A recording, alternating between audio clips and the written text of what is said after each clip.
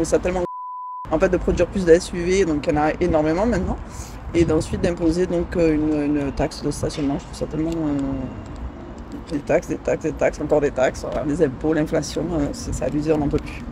Il faut arrêter cette histoire d'écologie. Vous avez vu à Lyon, à Bordeaux, à Grenoble, ils sont complètement dingues ces gens-là. J'ai un véhicule en bon état. Je le mets en marche, il ne fume pas derrière. C'est une gasoil. Normalement, on est tous pareils. Hein. C'est SUV, 4x4 ou voiture citadine, c'est pareil.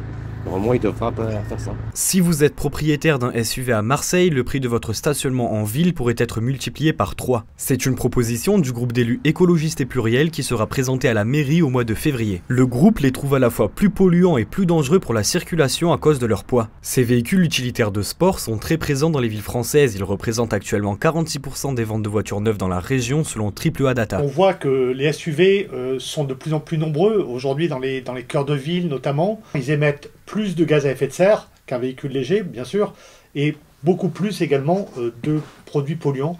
Donc de fait, ce sont des véhicules qui sont mauvais pour notre santé, mauvais pour le climat, et c'est pour ça que l'on propose, avec nos homologues d'ailleurs d'autres villes, je pense à Lyon, je pense à Paris, de surtaxer, de tripler en fait le prix du stationnement de ces véhicules. L'idée c'est de mettre ça dans le débat public, d'en débattre avec les associations d'usagers, avec les habitants de la ville de Marseille, avec au sein de notre majorité également, avec la métropole. Avoir ce type de véhicule, c'est inutile en fait. Et donc ça a des conséquences très mauvaises pour la société. Et donc pour ce faire, il faut payer, il faut faire payer. La taxation du stationnement des SUV sera également proposée à Paris et à Lyon. Selon l'Agence internationale de l'énergie, ils sont les deuxièmes contributeurs de l'augmentation des émissions de CO2 au niveau mondial depuis 2010.